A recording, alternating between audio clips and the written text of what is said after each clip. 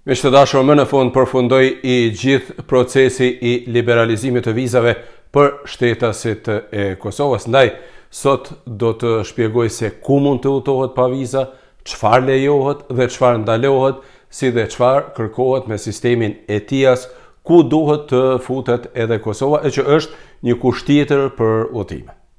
Vendimi për liberalizimin është publikuar të martën me 25 prill 2023 edhe në gazetën zyrtare të Bashkimit Evropian dhe me kaq përfundon i gjithë procesi, pra urime liberalizimi.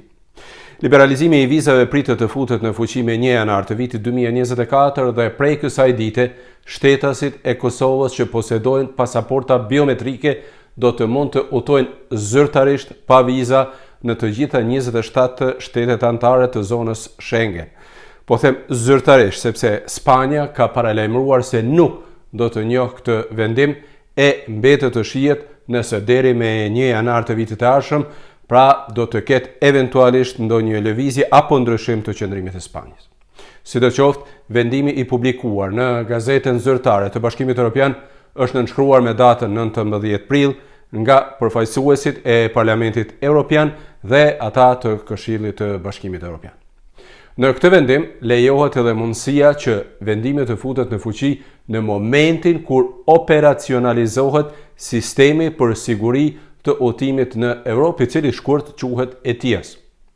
Por, vendimi do të futet në fuqi më së largu me 1 janar 2024. Unë ju kam njoftuar edhe më parë, por po e përsëris shkurt. Sistemi ETIAS parashikon verifikimin e të dhënave të qytetarëve nga vendet e treta, pra nga vendet jashtë Bashkimit Evropian që nuk kanë nevojë për viza për lëvizje në zonën Schengen e ku tani do të jetë pra edhe Kosova përpara se të futen në këtë zonë pra. Qëllimi i këtij sistemi është që të garantohet siguria e vendeve ku udhtohen personat nga vendet e treta dhe të kontrollohet procesi i imigrimit që të evitohet futja e kriminalëve apo personave që kanë lidhje me terrorizmin. Sistemi ETIAS parashikon që personat para udhëtimit të regjistrohen dhe të paraqesin të dhënat e tyre personale, emri, mbiemri, data e lindjes etj. Por duhet të përgjigjen edhe në disa pyetje për aktivitetet e tyre, për përdorimin e drogave për shembull, pjesëmarrje në terrorizëm, vepra eventuale kriminale etj. Procesi i verifikimit të zgjat diku deri në 2 javë, regjistrimi paguhet 7 euro e pas verifikimit nga autoritetet e vendit ku regjistrohet për udhëtim, personi merr një leje për udhëtime pa pengesa, pra pa kurfar vizash dhe dokumente të tjera. Por çfarë do të thotë lëvizja pa viza në fakt?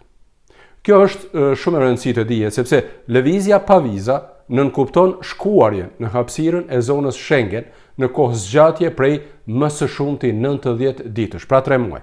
Pas 3 muajsh, personi duhet të largohet nga kjo zonë për 3 muaj. Shkelja e këtyre rregullave mund të penalizohet me ndalimin e përkohshëm të futjes në zonën Schengen, me gjoba, me dëbim të menjëhershëm apo dhe me ndalime e gjoba të tjera.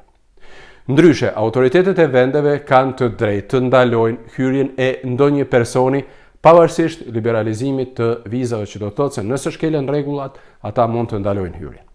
Udhëtimi pa viza nuk do të thotë se personat kanë të drejtë të punojnë në një vend të caktuar, sepse për punë në shumicën e vendeve të zonës Schengen kërkohen leje të punës, pra kërkohet viza e punës si deri tani, e cila merret në ambasadën e vendit ku doni të udhtoni.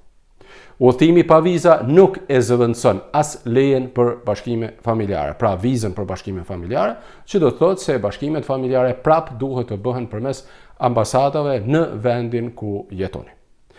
E nuk mundson as studimin në ndonjë vend të zonës Schengen, sepse për studime kërkohet një leje tjetër, pra leja e qëndrimit në vendin përkatës ku duhet të studiohet.